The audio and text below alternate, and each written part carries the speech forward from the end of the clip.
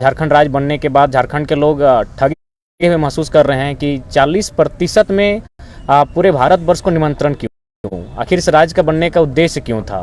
तो आज चूंकि आपके माध्यम से लोकतंत्र के चौथे स्तंभ के माध्यम से 3.25 करोड़ झारखंड के जनमानस और झारखंड सरकार को संदेश देना चाहेंगे कि अन्य राज्यों की क्या पॉलिसी है। तो उसके लिए हम लोग कुछ स्टडी करके लाए हैं, जिसमें सबसे पहले बिहार राज्य का ही आप देख सकते हैं, बिहार राज्य का लोक सेवा का है, जिसमें स्पष्ट लिखा है भारत का नागरिक हो और साथ ही बिहार राज्य का स्थानीय निवासी हो। तो जब अन्य राज्यों के ये प्रावधान है कि उस राज्य में अगर नियोजन पर अधिकार पहला उस राज्य के निवासी को मिलता है, तो फिर झारखंड राज्य की ये दशा क्यों? आखिर यहाँ के हुक्मरान क्या चाहते हैं कि 40% सीधा आप ओपन कर रहे हैं, यानी अन्य राज्यों को भर रहे हैं। और 40% ओपन होने का मतलब वे लोग फिर ये और एक कॉलम ये है कि जो लोग यहाँ सरकारी नौकरियाँ करेंगे उनके बच्चे फिर आरक्षण के प्रावधान में आ जाएंगे, यानी आज जो लोग ओपन में आते हैं वे लोग फिर एक दिन 60 में आ जाएंगे। तो ये लूट केवल झारखंड में क्यों? फिर बिहार राज्य का एक शिक्षा का उसमें भी लिखा है ओनली बिहार कैंडिडेट्स अप्लाई। हर राज्यों का जो नियोजन पॉलिसी है कहीं ना कहीं उसी राज्य के लिए है। अब देखिए यहाँ हमारे यहाँ धड़ल्ले से 2-3 राज्यों के जाति आवासीय बनाए जाते हैं, लेकिन यहाँ स्पष्ट है बिहार सरकार क्या करते हैं कि अगर किसी प्रकार से कोई फर्जी जाति आवासीय बनाता है तो उस पर भी अनुमंडल पदाधिकारी सभी प्रखंड विकास पदाधिकारी को एक नोटिस जारी करते हैं कि अगर कोई गलत तरीके से जाति आवासीय प्रमाण पत्र निर्गत कराता है तो उस पर रोक लगाई जाए। उसके बाद आप देख सकते हैं ये फिर आपका बिहार सरकार नोटिफाइड करती है, जस्टिफाइड करती है कि भाई यहाँ का स्थानीय निवासी जो हो उसका क्या क्राइटेरिया हो सकता है। तो जिसमें आपका कॉलम है खतियान, दान पत्र, भूमि संबंधित दस्तावेज, भूमिहीनों को आवंटित संबंधित अभिलेख। और हम चाहते हैं कि झारखंड में भी, चूंकि हम लोग बिहार राज्य से अलग हुए हैं, तो झारखंड में भी जो स्थानीय नीति बने उसके आधार पर जो नियोजन नीति बने तो कहीं ना कहीं उन्हीं को आधार माना जाए। यहाँ की जो लोक कला है, संस्कृति है, भाषा है, उसको ऐड करते हुए इस राज्य को सुरक्षित करने के लिए उसे आधार मानते हुए और उसके पश्चात अगर नियोजन नीति को अगर प्रारूप को तैयार करते तो इससे क्या होगा कि मैक्सिमम झारखंड राज्य की युवाओं को बेनिफिट मिलेगा। लेकिन अभी जो 60-40 की नीति आ रही है इसमें स्पष्ट क्या है कि 40% जो सीटें हैं वो पूरी तरह से अन्य राज्यों को चली जाएंगी, जिसमें पूरे भारत देश के लोगों को लाभ मिलेगा, जो कि कहीं ना कहीं झारखंड वासियों के साथ सौतेला व्यवहार होगा। आगे हम देख सकते हैं छत्तीसगढ़, बार बार लोग जिक्र करते हैं कि हम लोग झारखंड छत्तीसगढ़ उसी समय अलग हुआ है। छत्तीसगढ़ भी वही कहता है जो छत्तीसगढ़ का स्थानीय निवासी हो, लेकिन झारखंड का जो वैकेंसी उसमें लिखा होता है भारत का नागरिक हो। आप एक एक करके पलट सकते हैं। ये मध्य प्रदेश का है, मध्य प्रदेश में भी एक लाइन लिखा है कि मध्य प्रदेश का स्थानीय निवासी होना अनिवार्य है। आप देख सकते हैं उड़ीसा का बात कीजिएगा तो बड़ा इंटरेस्टिंग रहेगा। उड़ीसा में तो बाहर के लोग माने एंट्री कर ही नहीं सकते हैं। उसमें लिखा है कि he she must be able to read, write and speak Odia and have passed middle school examination with Odia as a language subject. और यहाँ तो 7वां क्लास की बाध्यता कह रहा है कि उड़िया लैंग्वेज में आपको पास होना होगा। हर राज्य की कोई ना कोई बैरियर है जिससे कि वह अन्य राज्यों के अभ्यर्थी अगर इस राज्य में प्रवेश करते हैं, यहाँ के युवाओं के अधिकार को छीनने की चेष्टा करते हैं, तो राज्य क्या करता है, अपने राज्य की शक्तियों का प्रयोग करते हुए कोई ऐसा कानून का प्रावधान जिससे कि मैक्सिमम लाभ उस झारखंड, मैंने कहने का मतलब है उस स्थानीय लोगों को मिले और बाकी जो अन्य राज्य के लोग हैं उनको एक बैरियर मिल जाता है। लेकिन झारखंड में बैरियर नहीं मिल रहा है, बल्कि झारखंड में अन्य अभ्यर्थियों को जो अन्य राज्य के हैं उनको मनोबल मिल रहा है। तो ठीक आज हम लोग चाहते हैं कि आज के प्रेस कॉन्फ्रेंस के माध्यम से, चूंकि अभी विधानसभा का सत्र टला हुआ है होली के लिए, तो जब विधानसभा का सत्र चले उस समय जब नियोजन की नीति बने तो इन मुद्दों पर ध्यान रखते हुए राज्य सरकार एक ऐसी पॉलिसी लेकर आए जिससे कि इस राज्य के युवाओं को ज़्यादा से ज़्यादा बेनिफिट मिल सके। अब देखिए हमने बिहार का पॉलिसी दिखाया कि बिहार में नियोजन नीति कैसी बनती है, मध्य प्रदेश, उड़ीसा, छत्तीसगढ़ की दिखाई। अब जरा देखिए ये झारखंड की पॉलिसी है। यहाँ कहीं नहीं लिखा है कि झारखंड का निवासी हो, यहाँ आपका कॉलम में लिखा है कि भारत का नागरिक हो। तो ये सवाल ये बनता है कि इतना बड़ा दुर्भाग्य इसी राज्य के साथ क्यों? यहाँ भारत का नागरिक हो, यहाँ कोई कॉलम ही नहीं कि झारखंड राज्य का निवासी हो, जबकि आपके सामने मैंने एक एक करके तमाम डॉक्यूमेंट्स को रखा जिसमें स्पष्ट लिखा है कि मध्य प्रदेश का निवासी हो, उड़िया भाषा का ज्ञान होना चाहिए, 7वां उड़िया से उड़िया लैंग्वेज के साथ पास करना चाहिए, बिहार राज्य का निवासी हो, छत्तीसगढ़ राज्य का निवासी हो। लेकिन जब झारखंड की वैकेंसी की बात आती है यहाँ स्पष्ट लिखा हुआ है भारत का नागरिक हो। ये दोहरी राजनीति और ये दोहरी मानसिकता हमारे राज्य के साथ ही क्यों? अब यहाँ देखिए कि एक झारखंड के अभ्यर्थी थे जिनका काउंसलिंग रद्द किया जाता है बिहार में, यह कहते हुए कि इनका अस्थायी निवासी ये झारखंड के हैं। तो क्या झारखंड के पास, झारखंड सरकार के पास ऐसा कोई साहसिक फैसला है, इनके पास कोई डिसीजन मेकर है जो इस प्रकार के डिसीजन ले सके कि जो अन्य राज्यों के अभ्यर्थी हैं, जो दोनों राज्यों में प्रावधान माने लाभ ले रहे हैं, दोनों राज्यों में अपना लाभ ले रहे हैं, उनको इस प्रकार का कोई नियम बनाकर उनकी स्थानीयता को रद्द कर सके, उनके नियोजन को रद्द कर सके। यहाँ देख सकते हैं झारखंड के एक साथी हैं जो कोल्हान प्रमंडल से हैं, उन्होंने आपका जमुई में जॉब कर रहे थे, सरकारी जॉब कर रहे थे, लेकिन वहाँ क्या किया जाता है, उनको निरस्त किया जाता है क्योंकि वे स्थानीय निवासी झारखंड के हैं। इसके बाद सबसे महत्वपूर्ण विषय चर्चा का यह है कि 1932 के आधार पर जो नियोजन नीति की चर्चा की गई थी, जिसे राज्यपाल ने लौटाया यह कहते हुए आपका AR की रिपोर्ट 1970 का हवाला दिया। सुप्रीम कोर्ट 422 का संख्या का उन्होंने हवाला देते हुए उस रिपोर्ट को उस विधेयक को वापस किया, लेकिन माननीय राज्यपाल महोदय शायद वे अपडेट नहीं है क्योंकि 1970 का हवाला दे रहे हैं। वे अगर अपडेट होते हैं तो उनको जानकारी होना चाहिए 2009 में 1970 के लगभग 39 साल बाद सुप्रीम कोर्ट का कहना है कि जो लोग अपने मूल राज्य को छोड़कर अन्य राज्यों में जा बसे हैं, उन्हें जाति के आधार पर किसी भी माने अन्य राज्यों में आरक्षण का लाभ में दावा नहीं कर सकते हैं। यही नहीं, आपका पटना हाईकोर्ट भी कहती है कि 2 राज्यों में कोई भी व्यक्ति स्थानीय होने का दावा नहीं कर सकता है। चंडीगढ़ का भी जो 2000 का रिपोर्ट था चंडीगढ़ न्यायालय का, उसमें भी यही बात कही गई, कोई एक व्यक्ति 2 राज्यों में स्थानीय निवासी होने का दावा नहीं कर सकता है। तो मेरे हिसाब से माननीय राज्यपाल महोदय उनकी गरिमा का सम्मान करते हैं। उन्होंने ऑल इंडिया रिपोर्ट 1970 का हवाला दिया है और 1970 कहीं ना कहीं बहुत पुराना बात वे कह रहे हैं। उन्हें 2009, 2002, 2013 इत्यादि को पढ़ना चाहिए, अध्ययन करना चाहिए। तो उसके बाद अगर इस विषय पर वो चर्चा करते हैं तो शायद मेरे हिसाब से बढ़िया रहता। और उसके बाद एक सबसे महत्वपूर्ण विषय आप देख सकते हैं कि भाषा का बैरियर को यहाँ समाप्त किया जा रहा है। यहाँ जो भाषा कल्चर है उसको समाप्त किया जा रहा है। इससे क्या होगा कि अन्य राज्य के जो अभ्यर्थी हैं उन्हें आसानी से इस राज्य में प्रवेश मिल जाएगा। सबसे पहली बात कि झारखंड के लोग थोड़ा सा समझ नहीं पाते हैं कि भाषा का महत्व क्या है, लोक का संस्कृति का महत्व क्या है। इसका उदाहरण हम आपको देना चाहेंगे कि जैसे कि इस बार का जो जेपीएससी का परीक्षा था उसमें एक सेंद्रा शब्द का जिक्र किया गया। सेंद्रा क्या है, उससे क्या है कि जो मैक्सिमम स्टूडेंट अगर बाय द वे अगर कोचिंग क्लासेस में नहीं भी गए हैं तो सेंद्रा को जानते हैं। वहाँ और एक शब्द था आपका पैला का, कि पैला क्या है। तो इससे क्या है, अगर इन सब चीज़ों को अगर आप लोक संस्कृति को बैरियर से हटा दे रहे हैं, आप भाषा को अगर बैरियर से खत्म कर दे रहे हैं, तो इससे क्या होगा कि मतलब अन्य राज्यों के अभ्यर्थी हैं उन्हें रोकने का चांस ही अब खत्म कर दे रहे हैं। लेकिन अगर भाषा को बैरियर के तौर पे अगर आप इस्तेमाल करते हैं तो अन्य राज्य के अभ्यर्थियों को नहीं मालूम है कि कर्म कई दिन का होता है, सरहुल का बनाने का तरीका क्या होता है। तो अभी क्या है, सचिव महोदय का स्टेटमेंट देख रहे थे, उन्होंने तो भाषा संस्कृति का जो सिलेबस है यानी जो भी है इनको अप्लाई किया जा सके एग्जामिनेशन में, इसको तो डिलीट कर दिया गया है। संशोधन की बात ही नहीं कही गई, उन्हें डिलीटेड किया गया है। यानी अभी जो अब एग्जाम होंगे उनमें जो झारखंडी कल्चर है उसके बारे में झारखंड के स्टूडेंट को पढ़ने को नहीं मिलेगा, और नहीं मिलेगा इसका मतलब ऑल ओवर इंडिया के लोग आसानी से इस राज्य में प्रवेश कर सकते हैं। तो हमारे आज के प्रेस कॉन्फ्रेंस का उद्देश्य यही है कि 60-40 जो नीति लेकर आई है, और ये जो राज्य सरकार कह रही है 2016 की नीति है, तो अगर 2016 की नीति लेकर आना था तो 2016 की सरकार लेकर आई थी। 2016 की सरकार को अगर राज्य की जनता ने नकारा, उसे अगर सत्ता से पदस्थापित किया, हटाया, तो उसमें एक कारण यह भी था 60-40 की नीति। इसका प्रभाव क्या था, जो 2016 में टीचर की बहाली हुई थी, जिसमें जो अपेंड का जो कोटा था उसमें 75% जो शिक्षक थे वह मैक्सिमम अन्य प्रदेशों से बने थे। अभी आप देख सकते हैं 2022 की बात करें, जो बिरसा मुंडा की जयंती के अवसर पर, झारखंड स्थापना दिवस के अवसर पर जो इंजीनियर की बहाली की गई थी उसमें 96% जो अपेंड का कोटा था उसमें 96% अभ्यर्थी अन्य राज्यों के आए। तो अगर इसी प्रकार चलता रहे, इसी प्रकार अगर झारखंड के नियोजन पर, झारखंड के साधन संसाधनों पर अन्य राज्यों का दबदबा बढ़ता रहे, तो मेरा मानना है आने वाले कुछ सालों में झारखंड नग्न हो जाएगा, झारखंड के लोग हाशिए पर चले जाएंगे।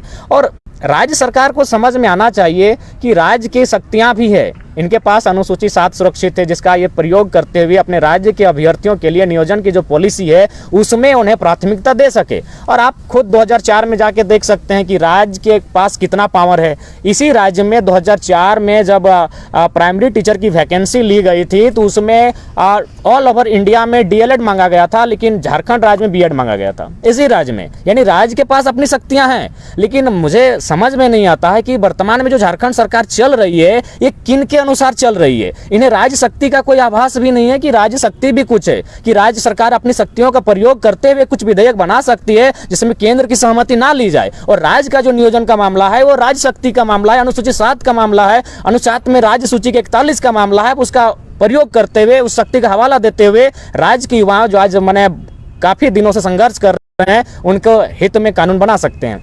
लेकिन आज हिटलर ने जो बात कही थी कि जनता को इतना निचोड़ दो कि जिंदा रहना ही विकास समझे, उसी कंडीशन में आज राज्य के युवा हैं। एक तो कई सालों से वैकेंसी आई नहीं है, तो 60-40 नहीं, यहाँ अगर 50-50 की वैकेंसी दे देंगे तो बहुत सारे युवा कहेंगे भाई किसी तरह एग्जाम में बैठने दो। लेकिन उनमें दूरगामी सोच नहीं है। दूरगामी सोच नहीं होने का परिणाम क्या होगा, आप तो किसी प्रकार ये वैकेंसी को भर लेंगे, लेकिन अगले जब वैकेंसी आएंगी तो वही व्यक्ति जो आज ओपन टू ऑल में आपके साथ आ रहे हैं वो झारखंडी निवासी हो जाएंगे। क्योंकि ये भी एक कॉलम है कि जो यहाँ सरकारी नौकरियों में आएंगे उनके बच्चे यहाँ आरक्षण का लाभ लेंगे। तो इसलिए आज प्रेस कॉन्फ्रेंस के माध्यम से लोकतंत्र के चौथे स्तंभ के माध्यम से 3.25 करोड़ झारखंड की जनता और झारखंड सरकार को संदेश होगा कि अभी जो विधानसभा का सत्र होली के बाद फिर से प्रारंभ होगा, उसमें आप कोई ऐसा विधेयक लेकर आए नियोजन नीति को लेकर, और भाषा के बैरियर को आप समाप्त नहीं कर सकते हैं। आप किसी भी राज्य में चले जाएं, जिन राज्यों में भाषा एक आइडेंटिटी के तौर पर है, और उन राज्यों को संरक्षण के लिए कहीं ना कहीं भाषा को बैरियर के तौर पर इस्तेमाल किया जाता है। लेकिन आप अगर भाषा के बैरियर को समाप्त करते हैं, और कितना दुर्भाग्य का विषय, एक मुझे लगता है एक बहुत कम पढ़ा लिखा छात्र इस बात को समझ सकता है। मुझे लगता है जो पढ़े लिखे नहीं भी वे लोग जान सकते हैं कि आज कितने दुर्गति इस राज्य की है। आप अंग्रेजी को क्षेत्रीय भाषा में शामिल कर रहे हैं, हिंदी उर्दू मन को लेकर आप क्षेत्रीय भाषा में शामिल कर रहे हैं, कितना दुर्भाग्य का विषय है। इंग्लिश जो कि एक इंटरनेशनल लैंग्वेज है, हिंदी एक नेशनल लैंग्वेज है, उर्दू भी कई देशों में बोली जाती है, आप उसे एक क्षेत्रीय भाषा के सूची में शामिल करते हैं, तो मुझे लगता है इससे बेकार गवर्नमेंट अब तक देखने को नहीं मिली थी। आज कहीं ना कहीं आज बहुत बुरे अवस्था में झारखंड की जो पॉलिटिकल दौर गुजर रहा है, बहुत खराब कंडीशन के साथ गुजर रहा है। तो अतः हम लोग यही चाहते हैं कि इस राज्य के युवाओं के भविष्य के साथ खिलवाड़ ना किया जाए, इस राज्य के युवाओं के हितार्थ और उनकी सुरक्षार्थ में विधेयक पास हो, और खासकर नियोजन नीति, क्योंकि आज कई वर्षों से इस राज्य में नियोजन की काफ़ी कमियां हैं, और वर्तमान सरकार नियोजन को लेकर ही सत्ता में आई थी। और अगर इसी प्रकार अगर वो 60-40 के माध्यम से 40 वैकेंसियां सीधे 40% अन्य राज्यों को अगर बेच देगी, तो कहीं ना कहीं ये दुर्भाग्य होगा इस राज्य का। और दूसरी बात, यदि आप इस राज्य की बनावट पर जाएंगे, इस राज्य के गठन और गढ़न की ओर जाते हैं, तो इस राज्य का गढ़न ही हुआ था, जो भी आंदोलन किए गए थे कहीं ना कहीं जमीन संबंधित आंदोलन थे। आज इस नियोजन को आप जमीन से भी जोड़ सकते हैं। जो लोग 40% में आएंगे, यहाँ स्थापित होने के साथ साथ यहाँ वो जमीनें लेंगे। जमीनें लेने के साथ साथ क्या होगा, वोटर आईडी यहाँ बनेगा, आधार कार्ड यहाँ बनेगा, और फाइनली एक दिन ऐसा होगा कि पॉलिटिकल डैमेज होगा। उसका जो मैंने ताज़ा उदाहरण है कोयलांचल का क्षेत्र, धनबाद, झरिया, बेरमो, बोकारो। आज अन्य राज्यों के लोग जो रहने बसने आए, यहाँ उनकी तादाद इतनी बढ़ गई है कि आज कह सकते हैं वो 2 राज्यों में वोटर आईडी कार्ड के माध्यम से सरकार भी बना रहे हैं, अपने विधायक भी चुन रहे हैं, और फाइनली झारखंड के लोगों के जो अधिकार हैं, राइट्स हैं, उनको कहीं ना कहीं पूरी तरह से नेस्ता नाबूद कर रहे हैं। तो अतः आज झारखंड के युवाओं को विशेषकर इस 60-40 की नीति के विरोध में अपने स्वर को बुलंद करना होगा, और इतना जोरदार बुलंद करना होगा कि इसी सत्र में, ये जो सत्र आपका 12 तारीख के बाद शायद संभावना है फिर से प्रारंभ होगा, उसी सत्र में नियोजन नीति झारखंड के हित में जिस प्रकार से हो, भाषा को बैरियर बनाकर, खतियान को बैरियर बनाकर झारखंड के युवाओं के हितमर बने, इसके लिए आज युवाओं को एक स्वर में आवाज को बुलंद करना होगा। जयराम जी, आप बोल रहे हैं सरकार ने तो कैबिनेट से पास कर चुका है, उसी सरकार के एक मंत्री हैं बन्ना गुप्ता, बोल रहे हैं कि 32 से लेकर 23 वालों तक का ख्याल रखा जाएगा। तो सरकार उसी को ध्यान में रख के नीतियां बना रही है। देखिए, सबसे पहली बात, जहाँ तक आपने बन्ना गुप्ता जी का सवाल किया, एक जिम्मेवार पद पर हैं, स्वास्थ्य मंत्री हैं, लेकिन उनके बयान को देखकर लगता है कि यहाँ जोकरों की संख्या मंत्री पद में ज़्यादा है। उनका एक बयान सुन रहे थे जिसमें वो कह रहे थे कि बर्ड फ्लू से डरने की आवश्यकता नहीं, अगर बर्ड फ्लू हो जाए तो मुर्गे को जितना पका के खाइएगा डर की संभावना खत्म हो जाती है। तो कितने हास्यास्पद विषय में और कितना माने दुर्भाग्य का विषय है झारखंड राज्य के साथ कि ऐसे व्यक्ति मंत्री पद पर आसीन है जिनको मंत्री पद की गरिमा का एहसास नहीं होता है। उसी शख्स का पटमदा क्षेत्र में गए थे, आपका एक छात्रों के बीच एक सभा को संबोधन करने के लिए, छात्रों को मोटिवेशन करने के लिए। वहां जाकर माननीय बन्ना गुप्ता जी कहते हैं कि अरे हम तो जब 10वीं की परीक्षा दे रहे थे तो चोरी करते हुए पकड़े गए, जिस एसडीओ ने हमको पकड़ा था नकल करते हुए, आज वो मेरा सेक्रेटरी और हम मंत्री बन चुके हैं। तो ये दुर्भाग्य का विषय है, गरिमामयी पद पर होने के बावजूद अगर इस तरह की टिप्पा टिप्पणी कर रहे हैं तो मेरे हिसाब से कहीं ना कहीं अशोभनीय बयान है उनका।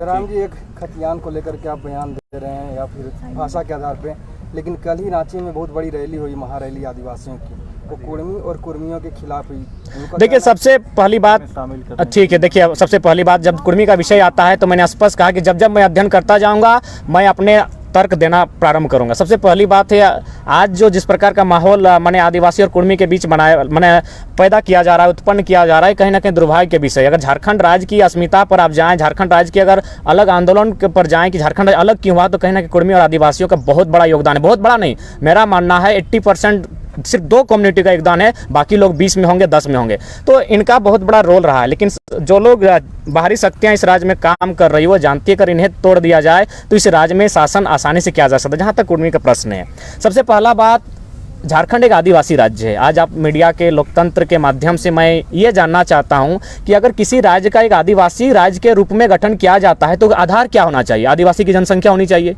यदि किसी राज्य में आदिवासी की जनसंख्या 10% है, 15% है, 20% है, तो क्या उस राज्य को एक आदिवासी राज्य के रूप में गठन किया जा सकता है? शायद संभावना है नहीं।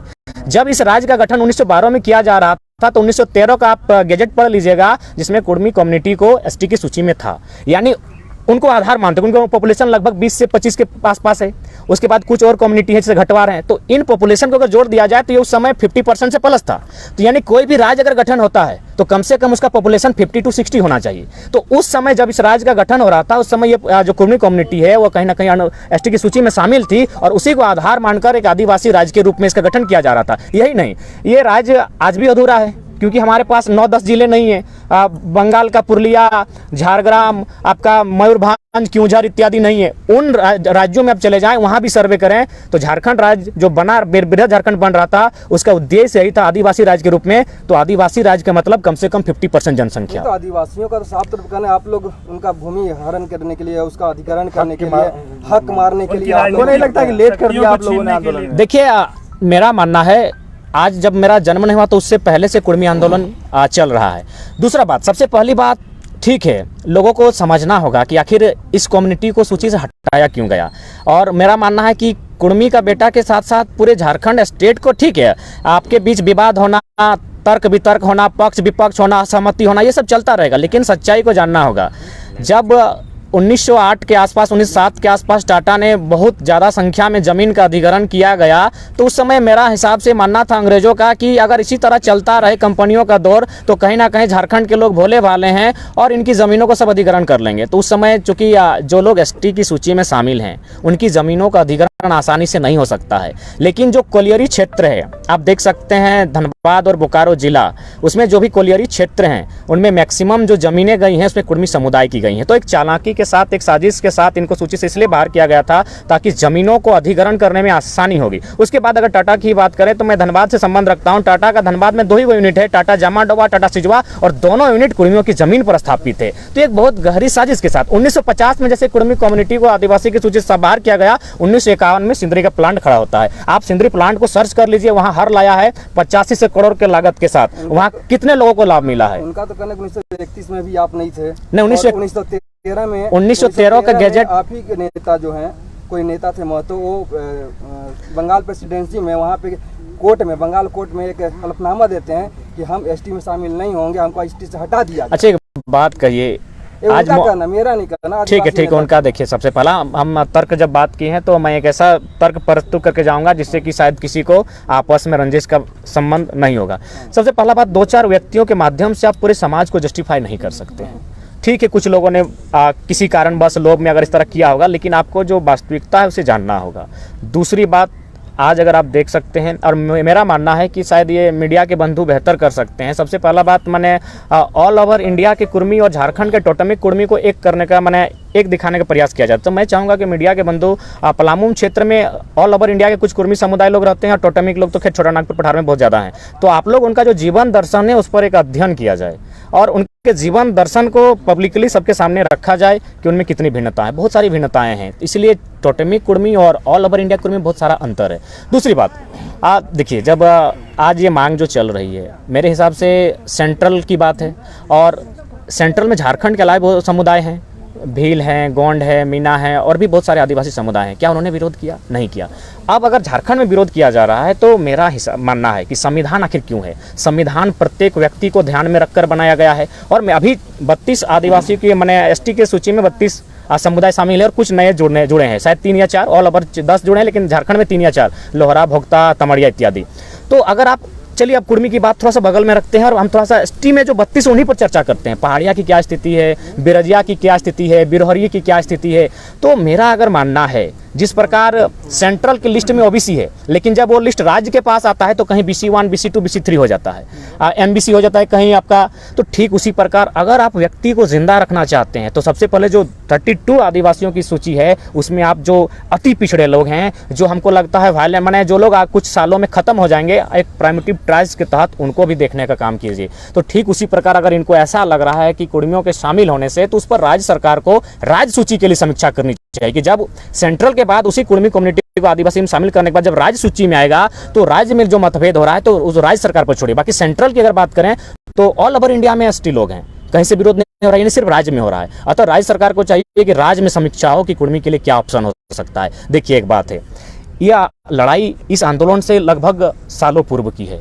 हम लोग 32 के खतियान को लेकर निकले थे, हम लोग नियोजन नीति को लेकर निकले थे, लेकिन अगर जब आपका सवाल आएगा तो उसका हम तार्किक उत्तर रख सकते हैं। और तार्किक उत्तर यही है कि जब राज्य का गठन किया जा रहा था तो एक बहुत बड़ी आबादी के साथ आदिवासी राज्य के रूप में इसका गठन किया जा रहा था। उस समय तत्कालीन जो सूची थी उसमें कुर्मी शामिल था। उसके बाद उसे सूची से हटाने का रीजन यही था कि खनिज संपदा, मैक्सिमम जो खनिज संपदा है वह कुर्मी की धरती पर ही आज उतना नहीं। अगर हम बात करें HEC और हिंडाल्को की, तो मेरे हिसाब से हम लोग काफ़ी आयु हमारी कम है। आप लोग खुद जाके सर्वे कर लें कि मैक्सिमम ज़मीनें किनकी है। तो जमीन अधिग्रहण करने के कारण ही उनको सूची से बाहर किया गया था। एक आरोप आप पर भी लग रहा है, आदिवासी लोग लगा रहे हैं कि जयराम मतलब जहाँ भी कई उम्मीद कुछ विद्रोह होता है वहाँ पे जाके कूद जाते हैं, खाली पहले भाषा, फिर खतियान, फिर जैन वाला पहाड़ पे जाके। देखिए सबसे पहला बात, मैंने हर जगह कूद जाते हैं, अपना टांग अड़ा देते हैं। इनका राजनीति अब खत्म। नहीं, सबसे पहली बात है हम लोग का भी उम्र क्या है, यही तो हम लोग स्टार्टिंग कर रहे हैं। हम लोग का भी दांत ठीक से 32 को उगा नहीं है, तो मेरे हिसाब से गलत धारणा दे रहे हैं। और हम लोग तो हमेशा किसी के अधिकार पर हम लोग वार नहीं किए हैं।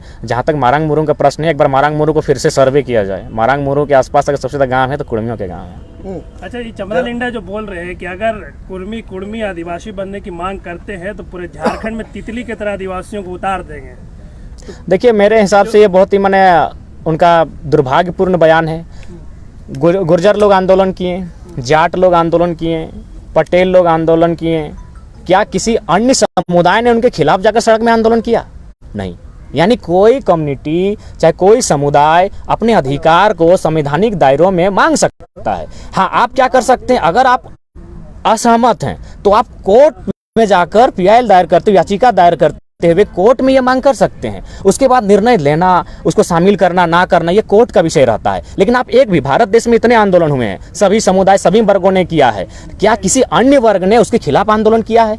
ये शायद झारखंड में ही हो रहा है। और मुझे लगता है अगर वास्तव में ये लोग आदिवासी चिंतक हैं तो उन्हें ये चिंता करना चाहिए कि जब अगला परिसीमन होगा, क्योंकि एक समय इसी भूभाग में कभी 70% आदिवासी हुआ करते थे, आज़ादी के जब हुआ उसमें 52% हुआ करते थे, आज 26 में आए हैं। जब अगला जनगणना होगा, खासकर जातीय जनगणना जो पूरे देश में बात उठ रही है, उसमें क्या स्थिति होगी? तो अगर वास्तव में अगर आदिवासी चिंतक हैं, कोई अच्छा आपका वो तो अभी शामिल हुआ नहीं है, 70 सालों से खुद अपने अधिकार से माने लड़ रहा है, संघर्ष कर रहा है। लेकिन अभी अगर वास्तव में चमरा लिंडा इत्यादि जो भी नेता हैं, ये अगर वो आदिवासी चिंतक हैं, हम भी चाहते हैं आदिवासी का भला हो, क्योंकि आज भी शोषित हैं, वंचित हैं, तो सबसे पहले ये सर्वे हो, जब अगला परिसीमन हो तब उनकी जनसंख्या क्या ठहरेगी, क्या उस समय आपका जो ये आदिवासी राज्य के रूप में चिन्हित किया गया है तब वह उस माने क्राइटेरिया में खड़ा उतरेगा कि नहीं उतरेगा, इस पर चर्चा होना चाहिए। परिसीमन होगा ही। आज भले 81 विधानसभा है, लेकिन नया जो विधानसभा बना है उसमें 160 सीटें हैं। तो 160 सीटें क्यों, किस लिए रखी गई हैं? आज हो कल हो विधायकों की संख्या बढ़ेगी, तो जब विधायकों की संख्या बढ़ेगी तब आरक्षित सीटों की संख्या क्या होगी? क्योंकि आरक्षित सीट होना यानी उस समुदाय का भागीदारी होना। अब जिस सीट में मान के चलिए अगर SC समाज दावा करेगा और उसमें अगर SC समाज के लोग नहीं रहेंगे, क्या सीट उसको आरक्षित दिया जाएगा? नहीं दिया जाएगा। तो इसलिए अगर उनको चिंतन करना है तो जो लोग नष्ट हो जा रहे हैं पहले उन पर चिंतन करना चाहिए कि पहाड़िया लोग कहाँ हैं, असूरी लोग कहाँ हैं, बिरजिया लोग कहाँ हैं, उनकी क्या स्थिति है। 32 में भी जो है मेरा मानना है कि 32 को भी एक साथ आप नहीं रख सकते हैं। राज्य सूची की अगर बात कही जाए तो जो 32 आज माने और मान के चलिए 35 हो चुके हैं, उनको भी आप एक साथ नहीं रख सकते हैं। अतः संविधान का मतलब है किसी को नुकसान नहीं होना, संविधान का मतलब है सबको अधिकार मिलना। अतः संविधान को यानी सरकारों को सोचना चाहिए कि सभी वर्गों को उनके अधिकार से वंचित ना किया जाए। जहां तक कुर्मी का प्रश्न है, वो आरक्षण के लिए नहीं, वो संरक्षण के लिए लड़ रहा है। उसकी लड़ाई संरक्षण की है, क्योंकि अगर आज वो संरक्षण की आवाज नहीं उठाता है तो आने वाले 20 सालों में आप देखिएगा सबसे ज्यादा जमीन किन्हीं की संकट में आएगी तो कुर्मियों की आएगी। आप देख सकते हैं यही आपका जो ये सड़क चौड़ीकरण हुआ आपका और मांझी से जो निकला है, देखिए किनका घर मकान ज्यादा टूटा है। ये जो आपका रिंग रोड घुमा चारों तरफ, उसमें भी आप देख लीजिए। तो ये मसला है, संरक्षण का मसला है, ये लड़ाई आपका अपनी आइडेंटिटी का है, लेकिन लोग इसको थोड़ा सा सिर्फ ले आते हैं, आरक्षण की पॉलिसी में ले आते हैं। तो वहाँ पर लगता है कि ये कोई मिशनरी भी इसके पीछे है, आप लोग देखिए, इस पर भी अध्ययन करना होगा, क्योंकि मुझे जानकारी नहीं है कि आखिर इसको लड़ाने के पीछे किनका हाथ है। लेकिन मैंने जो तर्क रखा, आप उस तर्क को खारिज नहीं कर सकते हैं। अगर उन्हें सूची में हटाना, सूची में रहना, आदिवासी राज्य की मांग करना क्यों हुआ था? कम से कम जनसंख्या 50 होनी चाहिए थी, क्योंकि 25% अगर मान के चले, आज आदिवासियों की संख्या इस राज्य में 25% है। अगर 25% को आधार मानकर अगर किसी आदिवासी राज्य का निर्माण किया जाए तो ये संभावना नहीं है। कम से कम जनसंख्या 50-60 के आसपास होनी चाहिए, तभी ये संभावना है। यानी अगर आपको राज्य सूची में, अगर राज्य में ये डर लग रहा है, तो जिस प्रकार BC1, BC2, BC3 अगर इसमें आपको डर लग रहा है, पहला बात मैं कहूँगा ये आरक्षण की नहीं, संरक्षण की लड़ाई है। तो आप उसके लिए राज्य सरकार को एक गहन समीक्षा करनी चाहिए। और हम तो कहेंगे कि प्राइमेटिव ट्राइब्स का भी एक अलग कॉलम राज्य में रखें, और उसमें जो लोग विलुप्त हो जा रहे हैं उनको आप कम से कम सुरक्षित करने का कार्य करें। अच्छा, मूल विषय पर आइए। सरकार बोल रही है कि हम सर्वे कराएं और उसी के आधार पर ये डिसीजन फिलहाल इसलिए लिए हैं कि फिलहाल नियोजन दिया जाए, बाद में फिर हो सकता है कि सरकार बनाए नियोजन नीति। तो इसमें क्या आपत्ति है? देखिए, आपत्ति का सवाल ये है कि सबसे पहली बात, ये नीति 2016 की है। अगर इस नीति से झारखंड के युवा खुश हैं, संतुष्ट हैं, तो फिर 2016 की सरकार रहने देते। आप वर्तमान में जो झारखंड मुक्ति मोर्चा कांग्रेस की गठबंधन की सरकार जो आई है, किन मुद्दों के साथ आई है? इनका पहला मुद्दा जो CNT में छेड़छाड़ हुआ था रघुवर सरकार के टाइम, इनका मुद्दा था यही 60-40 की नीति, जिस कारण आपका शिक्षक बहाली में 75% अन्य राज्यों के लोग प्रवेश कर गए। आपका जो भी वैकेंसियाँ दरोगा की बहाली हुई, यानी जो भी ओपन टू ऑल था, उसमें मैक्सिमम जो अभ्यर्थी आए थे वो अन्य राज्यों के आ गए थे। तो इसी के विपक्ष में जाकर वर्तमान सरकार को चुनने का काम किया था। और यदि ये वही पॉलिसी को लेकर आएंगे तो मेरा मानना है ये कहीं ना कहीं झूठ कह रहे हैं और इस राज्य की जनता को ठगने का काम कर रहे हैं। लेकिन जयराम जी, आलमगीर आलम ने कहा कि 60-40 की तो बात ही नहीं है। अच्छा, एक बात बताइए, अगर ये 60-40 की बात नहीं है, यानी ये बाकी जो झारखंड के जनता है बेवकूफ़ हैं? यानी जो पेपर में प्रकाशित हो रहा है, क्या वे लोग बेवकूफ़ हैं? मैंने तो कहा कि यहाँ मंत्रियों का जो है, जो झुंड है, मुझे लगता है मजाक हो रहा है। इनके ये अपने बयान पर खुद टिक के नहीं रह पा रहे हैं, उलूल जुलूल बयान दे रहे हैं। सरकार लिखित में कुछ और कर रही है, ये लोग मीडिया के सामने मुँह से कुछ और बोल रहे हैं।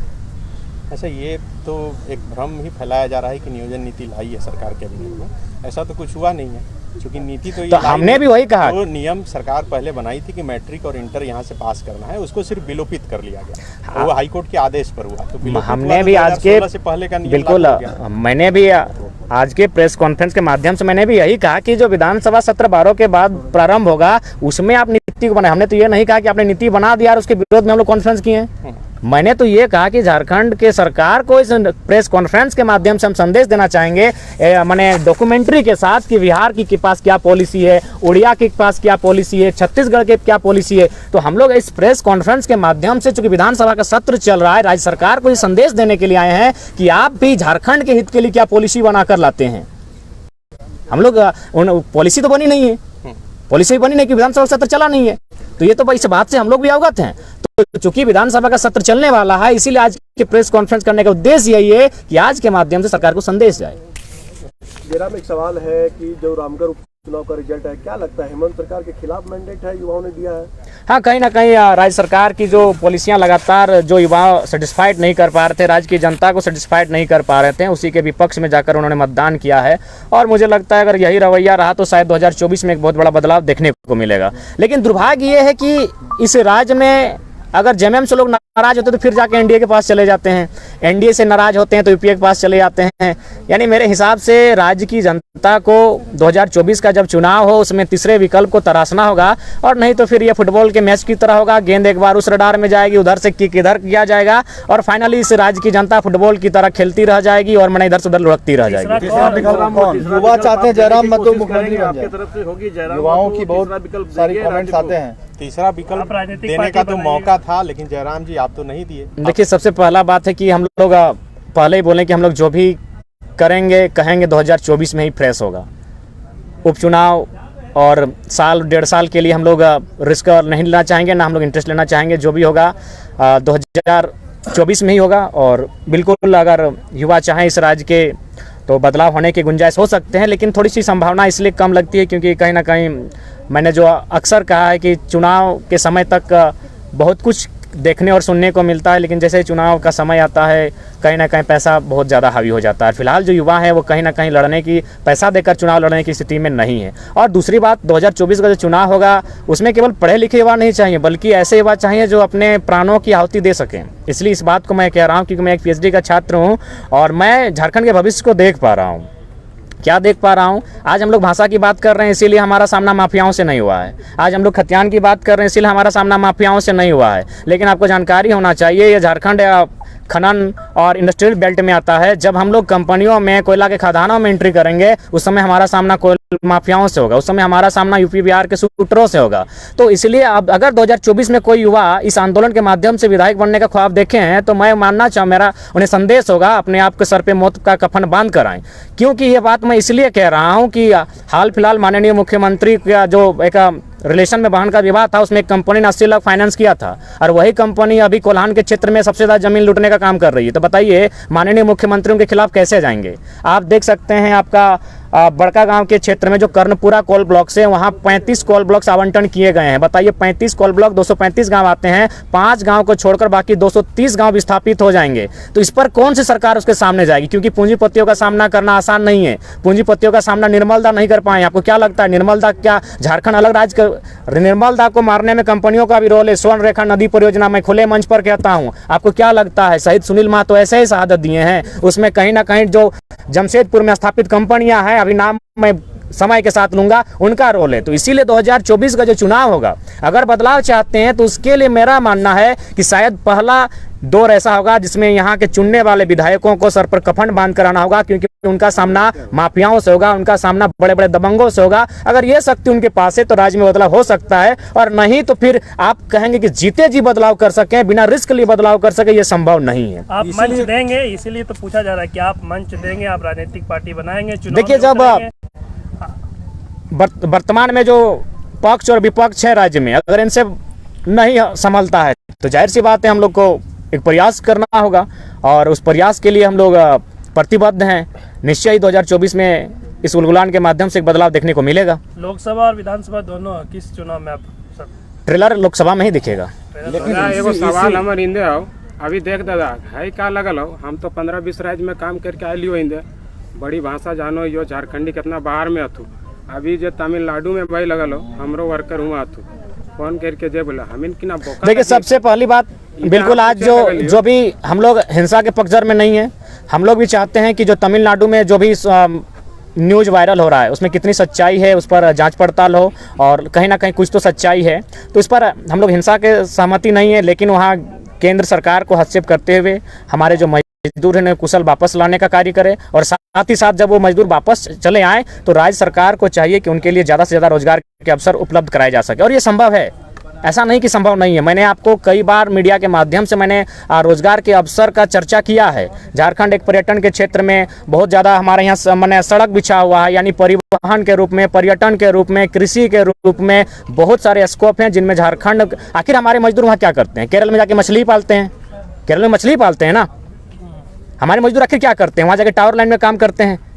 वहाँ तो कोई वे अफसर बनने नहीं गए हैं, मजदूरी करने गए हैं। 12 लाख लोग मजदूरी करने गए हैं। तो यदि झारखंड सरकार अगर झारखंड राज्य में पर्यटन, परिवहन, कृषि को अगर बढ़ावा देते हैं, अन्य कुछ उद्योगों को, छोटे छोटे कुटीर उद्योगों को बढ़ावा देते हैं, अगर कार्य करे तो संभव है। और ऐसा नहीं कि इनके पास बजट में पैसा नहीं है। ये लोग खतियानी यात्रा करते हैं, जोहार यात्रा करते हैं, अश्लील यात्रा करते हैं, तब तो पैसा आता है। अभी होली में लाखों का खर्चा उड़ रहा है, तब तो पैसा आ रहा है। अगर राज्य सरकार मिशन के साथ कार्य करे तो हमारे मजदूरों को हमारे राज्य में ही काम मिल सकता है। और फिलहाल हम लोग यही कहना चाहेंगे कि सभी राज्यवासियों का उस राज्य में पहला अधिकार होता है। आखिर कोई अगर मजदूरी करने के लिए बाहर गया है तो परिवार के लिए गया है। परिवार अगर उसका राज्य में है और वह किसी गैर राज्य में है तो कहीं ना कहीं उस राज्य सरकार पर एक चुनौती का बड़ा प्रश्न होता है कि आखिर उसने इस राज्य के गठन में क्या किया। तो इसलिए मेरा मानना है राज्य सरकार को राज्य के हितार्थ के लिए कार्य करना चाहिए। तीसरा विकल्प की आप बात कर रहे हैं, आपने बीच में खबर सुना होगा ये आपको लेकर के क्या कुछ टिप्पणियां की गई थी एक पूर्व विधायक के द्वारा, आपने बच्चा का भी शब्द का इस्तेमाल किया। नहीं, ठीक है, बच्चा कहा तो कोई गलत नहीं कहा, हम लोग हैं बच्चा, लेकिन इसका मतलब ये नहीं भगत सिंह भी बच्चे थे, अशफाक उल्लाह खान भी बच्चे थे, खुदीराम बोस भी बच्चे थे।